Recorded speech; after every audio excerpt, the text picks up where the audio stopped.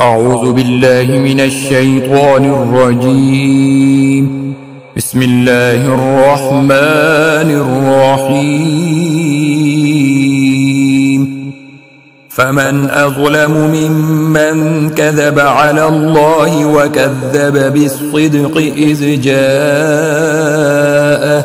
أليس في جهنم مثوى للكافرين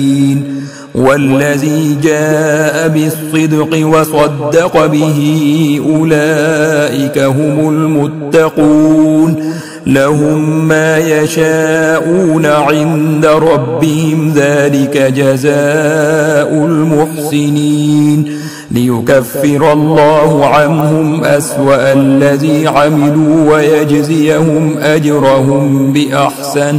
بأحسن الذي كانوا يعملون أليس الله بكاف عبده ويخوفونك بالذين من دونه ومن يضلل الله فما له من هاد ومن يهد الله فما له من مضل أليس الله بعزيز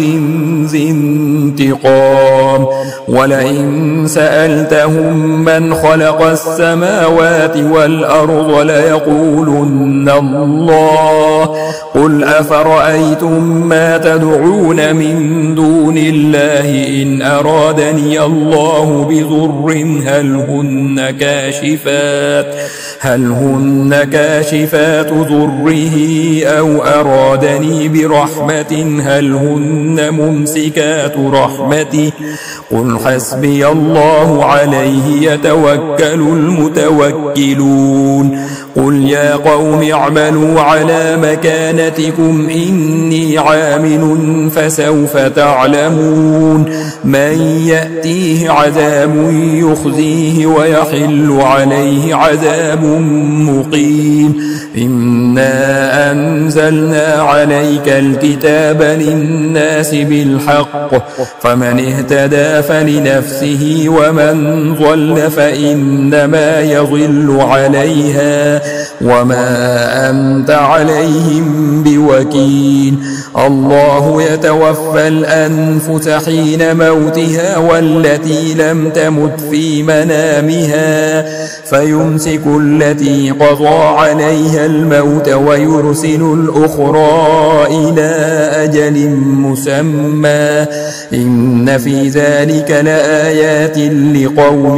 يتفكرون أم اتخذوا من دون الله شفعاء قل أولو كانوا لا يملكون شيئا ولا يعقلون قل لله الشفاعة جميعا له ملك السماوات والأرض ثم إليه ترجعون وإذا ذكر الله وحده اشمأزت قلوب الذين لا يؤمنون بالآخرة وإذا ذكر الذين من دونه إذا هم يستبشرون قل اللهم فاطر السماوات والأرض عالم الغيب والشهادة أنت تحكم بين عبادك فيما كانوا فيه يختلفون ولو أن للذين ظلموا ما في الأرض جميعا ومثله معه لافتدوا به من سوء العذاب يوم القيامة وبدا لهم من الله ما لم يكونوا يحتسبون وبدا لهم سيئات ما كسبوا وحاق بهم ما كانوا به يستهزئون فإذا مس الإنسان ضر دعانا ثم إذا خولناه نعمة منا قال إنما أوتيته على علم بل هي فتنة ولكن أكثرهم لا يعلمون قد قالها الذين من قبلهم فما أغنى عنهم ما كانوا يكسبون فأصابهم سيئات ما كسبوا والذين ظلموا من هؤلاء هؤلاء سيصيبهم سيئات ما كسبوا وما هم بمعجزين أولم يعلموا أن الله يبسط الرزق لمن يشاء ويقدر إن في ذلك لآيات لقوم يؤمنون قل يا عبادي الذين أسرفوا على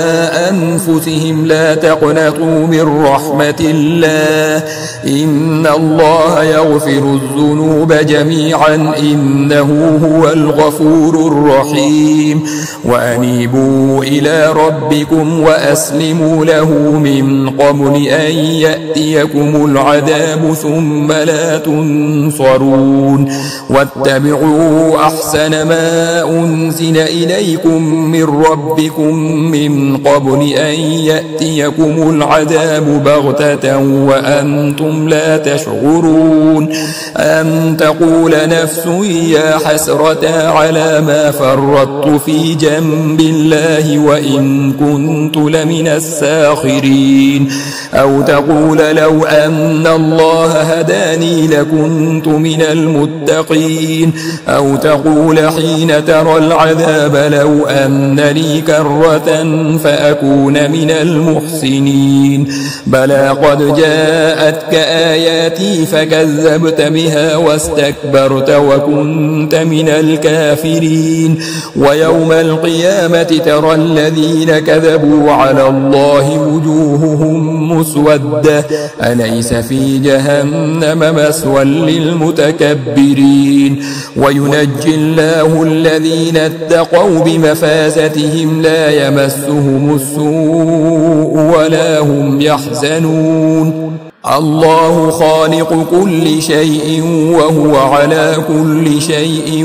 وكيل له مقاليد السماوات والأرض والذين كفروا بآيات الله أولئك هم الخاسرون قل أفغير الله تأمروني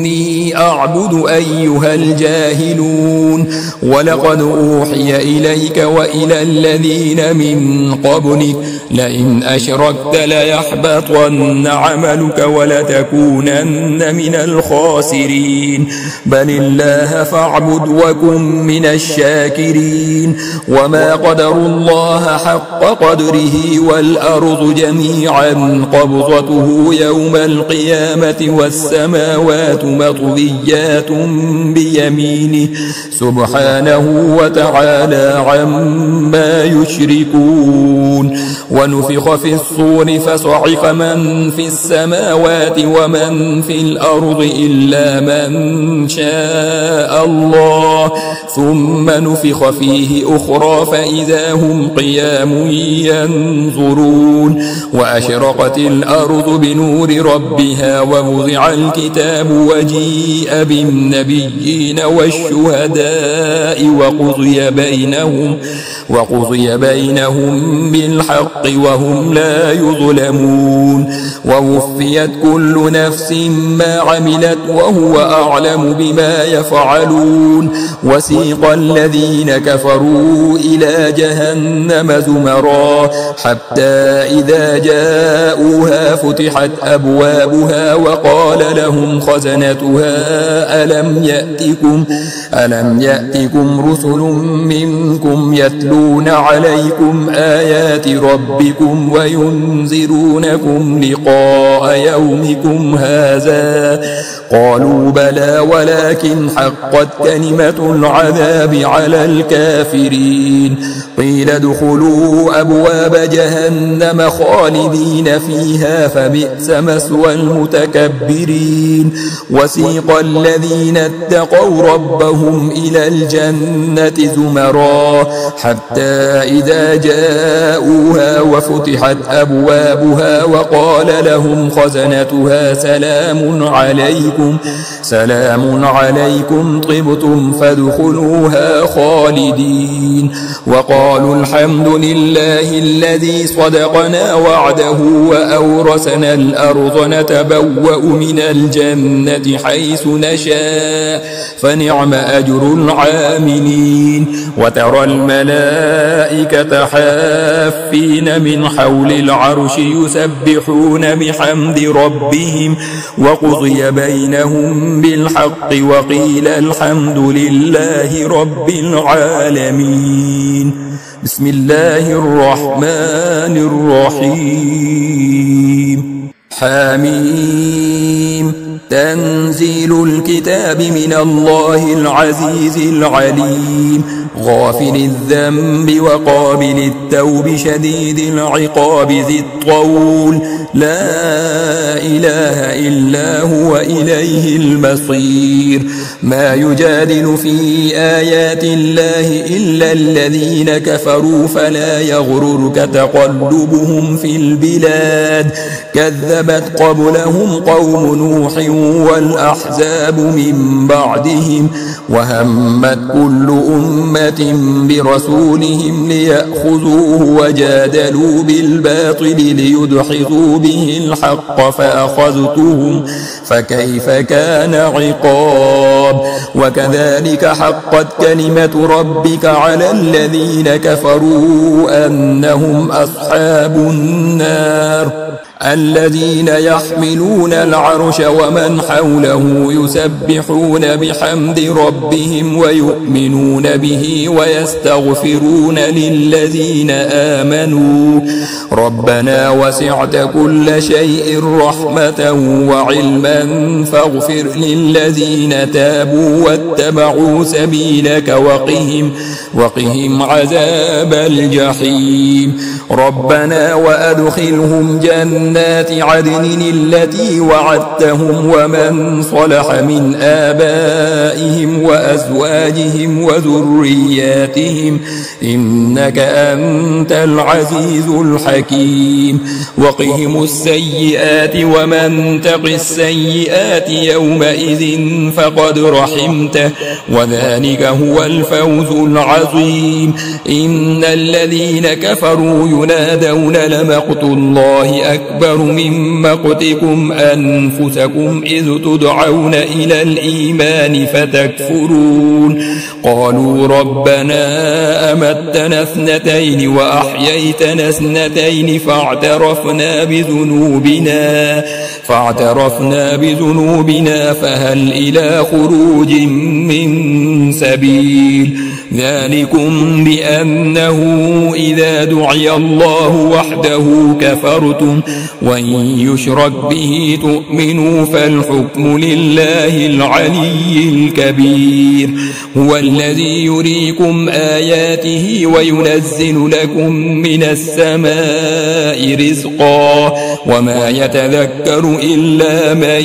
ينيب فادعوا الله مخلصين له الدين ولو كره الكافرون. رفيع الدرجات ذو العرش يلقي الروح من أمره على من يشاء من عباده لينذر يوم التلاق يوم هم بارزون لا يخفى على الله منهم شيء. لمن الملك اليوم لله الواحد القهار. اليوم تجزى كل نفس بما كسبت لا ظلم اليوم إن الله سريع الحساب. وأنذرهم يوم الآزفة إذ القلوب لدى الحناجر كاظمين ما للظالمين من حميم ولا شفيع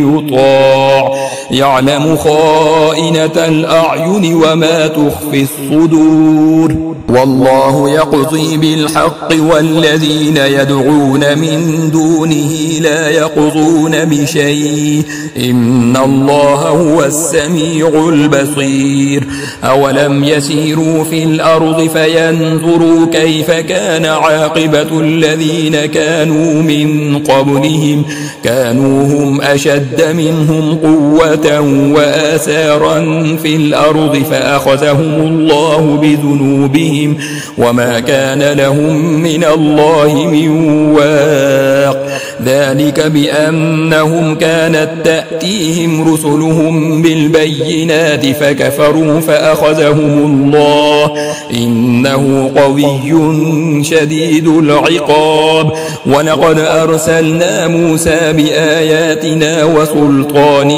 مبين إلى فرعون وهامان وقارون فقالوا ساحر كذاب. فلما جاءهم بالحق من عندنا قالوا اقتلوا أبناء الذين آمنوا معه واستحيوا نساءهم وما كيد الكافرين إلا في ضلال. وقال فرعون ذروني أقتل موسى وليدع ربه إني أخاف أن يبدل دينكم أو أن يظهر في الأرض الفساد. وقال موسى إني عذت بربي وربكم من كل متكبر لا يؤمن بيوم الحساب. وقال رجل مؤمن من آل فرعون يكتم إيمانه أتقتلون رجلا أن يقول ربي الله وقد جاءكم بالبينات من ربكم وإن يك كاذبا فعليه كذبه وإن يك صادقا يصبكم بعض الذي يعدكم إن الله لا يهدي من هو مسرف كذاب. يا قوم لكم الملك اليوم ظاهرين في الأرض فمن ينصرنا من بأس الله إن جاءنا. قال فرعون ما أريكم إلا ما أرى وما أهديكم إلا سبيل الرشاد. وقال الذي آمن يا قوم إني أخاف عليكم مثل يوم الأحزاب مثل دأب قوم نوح وعاد وثمود والذين من بعدهم وما الله يريد ظلما للعباد. ويا قوم إني أخاف عليكم يوم التناد يوم تولون مدبرين ما لكم من الله من عاصم ومن يضلل الله فما له من هاد. ولقد جاءكم يوسف من قبل بالبينات فما زلتم في شك مما جاءكم به حتى إذا هلك قلتم لن يبعث الله من بعده رسولا كذلك يضل الله من هو مسرف مرتاب. الذين يجادلون في آيات الله بغير سلطان أتاهم كبر مقتا عند الله وعند الذين آمنوا كذلك يطبع الله على كل قلب متكبر جبار. وقال فرعون يا هامان ابن لي صرحا لعلي أبلغ أسباب السماوات فأطلع إلى إله موسى وإني لأظنه كاذبا. وكذلك زين لفرعون سوء عمله وصد عن السبيل وما كيد فرعون إلا في تباب. وقال الذي آمن يا قوم اتبعون أهدكم سبيل الرشاد. يا قوم إنما هذه الحياة الدنيا متاع وإن الآخرة هي دار القرار. من عمل سيئة فلا يجزى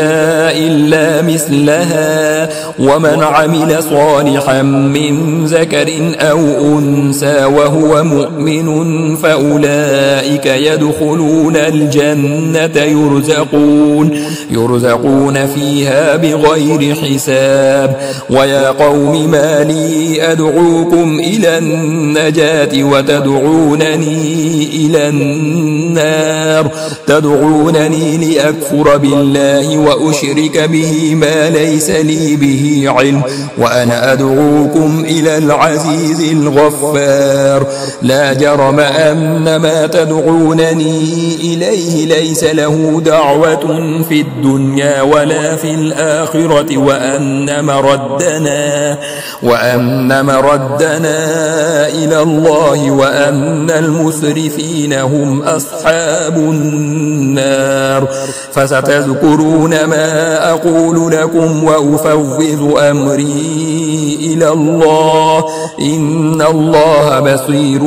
بالعباد فوقاه الله سيئات ما مكروا وحاق بآل فرعون سوء العذاب النار يعرضون عليها غدوا وعشيا ويوم تقوم الساعة أدخلوا آل فرعون أشد العذاب وإذ يتحاجون في النار فيقول الضعفاء للذين استكبروا إنا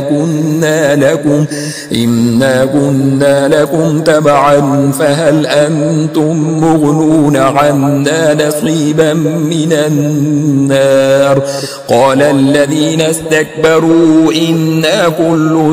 فيها إن الله قد حكم بين العباد وقال الذين في النار لخزنة جهنم ادعوا ربكم يخفف عنا يوما من العذاب قالوا أولم تك تأتيكم رسلكم بالبينات قالوا بلى قالوا فادعوا وما دعاء الكافرين إلا في ضلال إنا لننصر رسلنا والذين آمنوا في الحياة الدنيا ويوم يقوم الأشهاد يوم لا ينفع الظالمين معذرتهم ولهم اللعنة ولهم سوء الدار ولقد آتينا موسى الهدى وأورثنا بني إسرائيل الكتاب هدى وذكرى لأولي الألباب فاصبر إن وعد الله حق واستغفر لذنبك وسبح بحمد ربك بالعشي والإبكار إن الذين يجادلون في آيات الله بغير سلطان أتاهم إن في صدورهم إلا كبر ما هم ببالغيه فاستعذ بالله إنه هو السميع البصير لخلق السماوات والأرض أكبر من خلق الناس ولكن أكثر الناس لا يعلمون وما يستوي الأعمى والبصير والذين آمنوا وعملوا الصالحات ولا المسيء قليلا ما تتذكرون إن الساعة لآتية لا ريب فيها ولكن أكثر الناس لا يؤمنون وقال ربكم ادعوني أستجب لكم إن الذين يستكبرون عن عبادتي سيدخلون جهنم داخرين الله الذي جعل لكم الليل لتسكنوا فيه والنهار مبصرا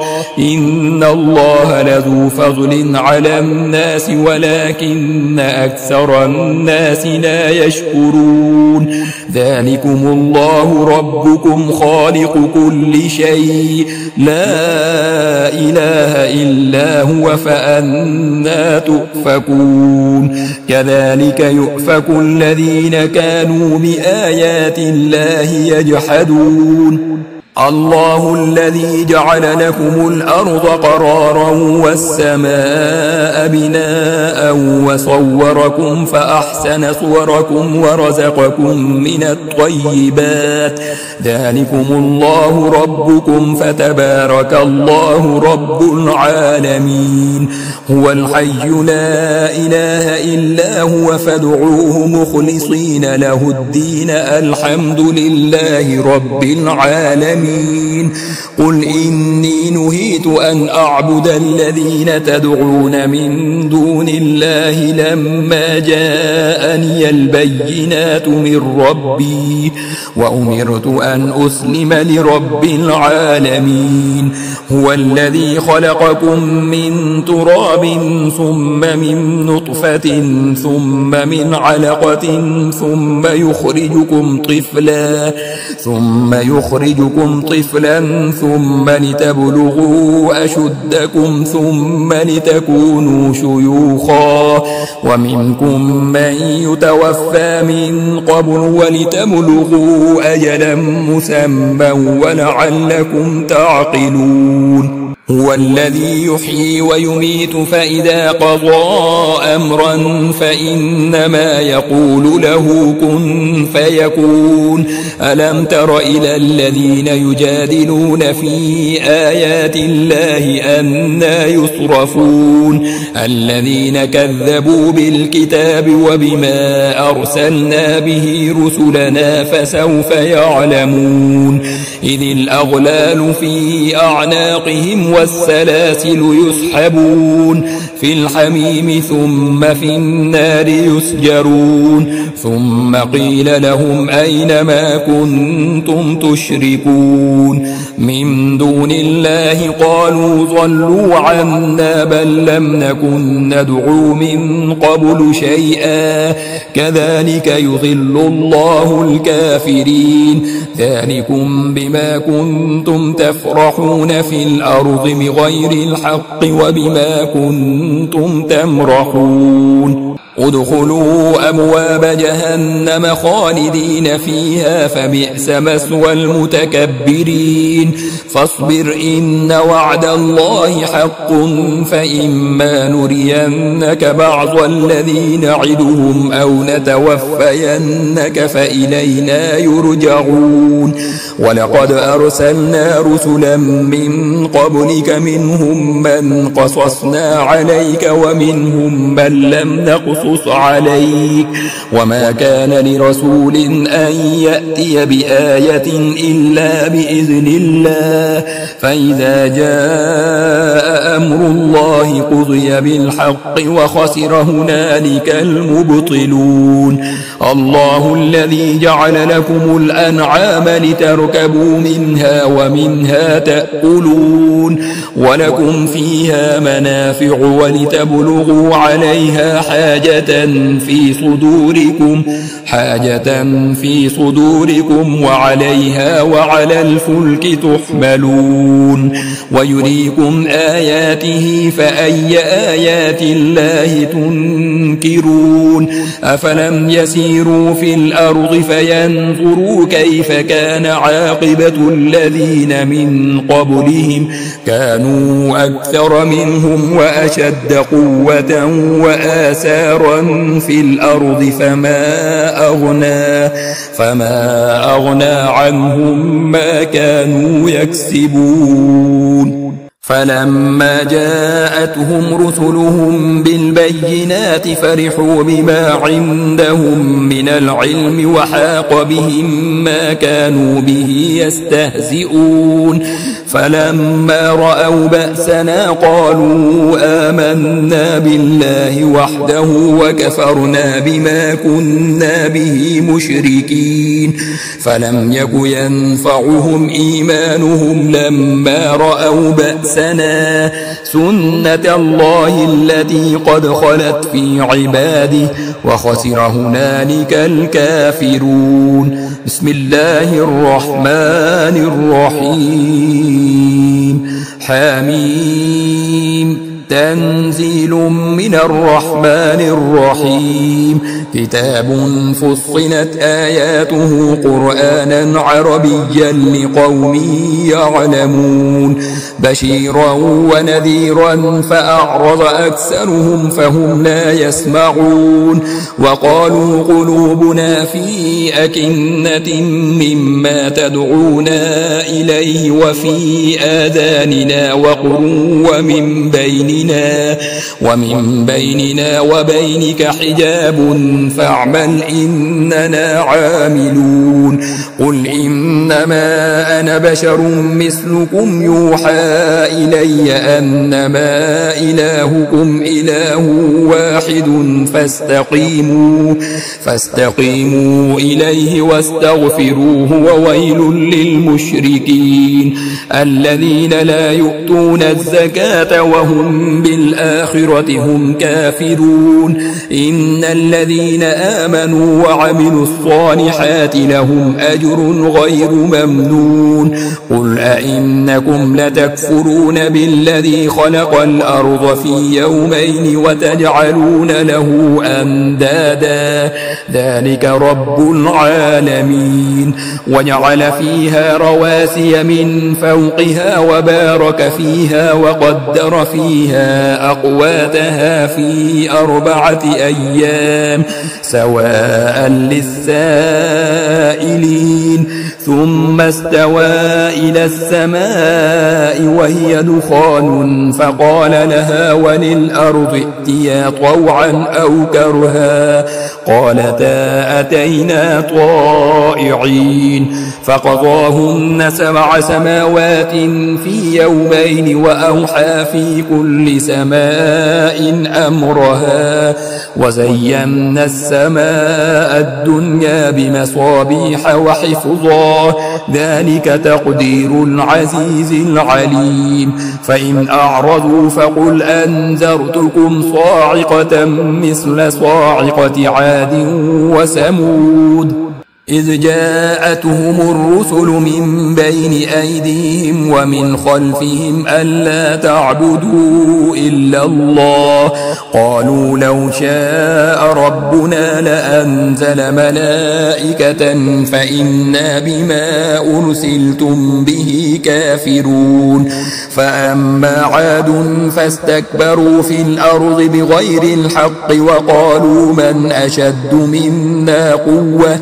أولم يروا أن الله الذي خلقهم هو أشد منهم قوة وكانوا بآياتنا يجحدون فأرسلنا عليهم ريحا صرصرا في أيام نحسات لنذيقهم عذاب الخزي في الحياة الدنيا ولعذاب الآخرة أخزى وهم لا ينصرون وأما ثمود فهديناهم فاستحبوا العمى على الهدى فأخذتهم صاعقة العذاب الهون بما كانوا يكسبون ونجينا الذين آمنوا وكانوا يتقون ويوم يحشر أعداء الله إلى النار فهم يوزعون حتى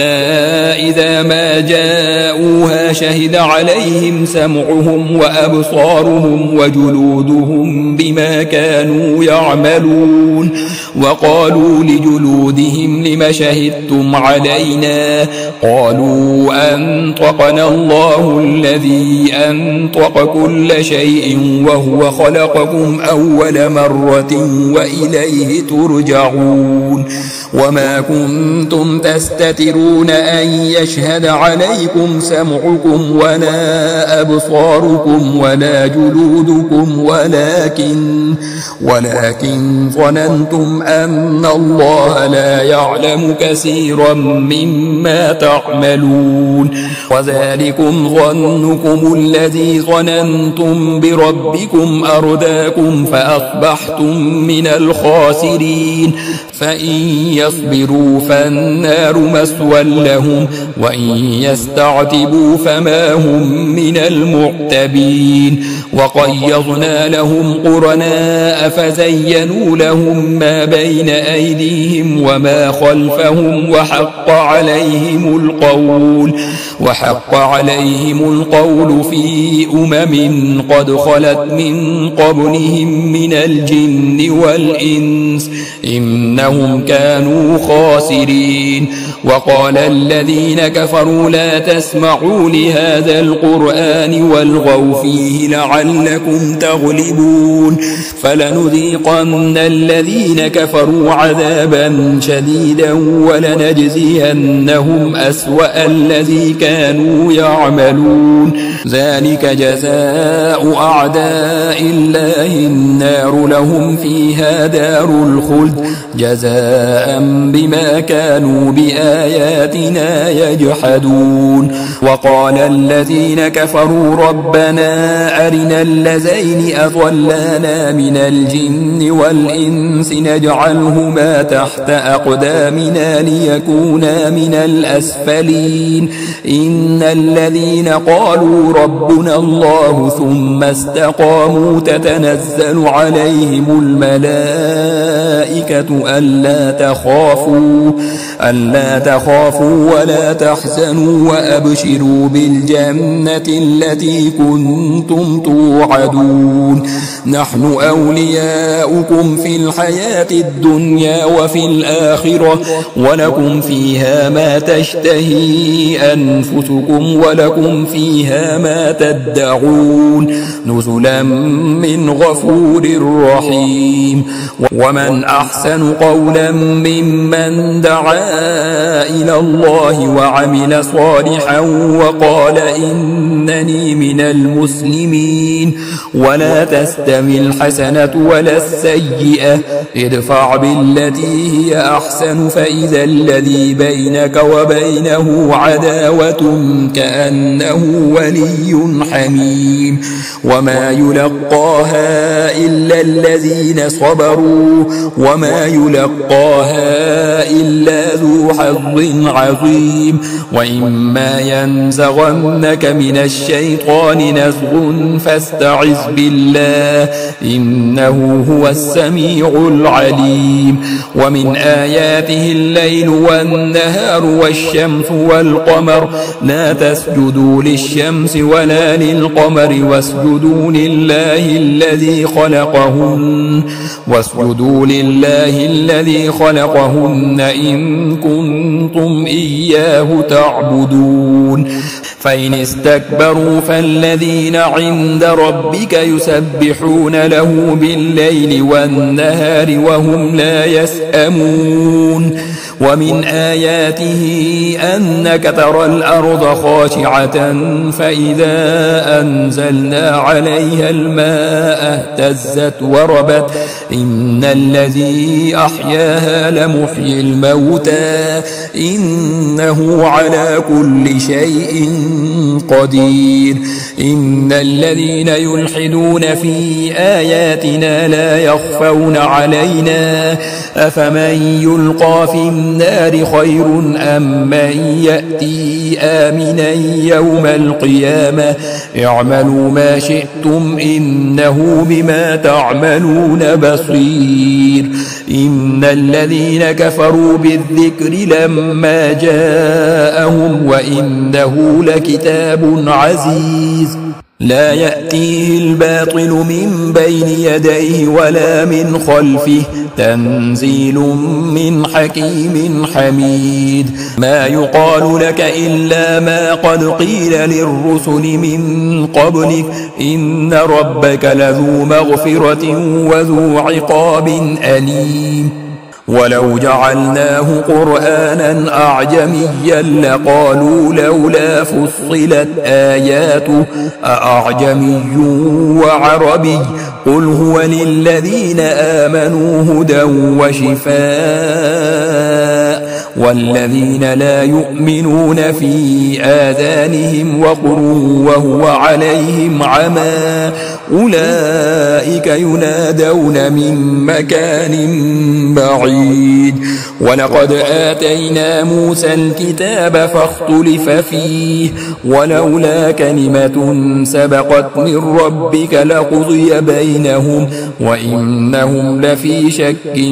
منه مريب. من عمل صالحا فلنفسه ومن أساء فعليها وما ربك بظلام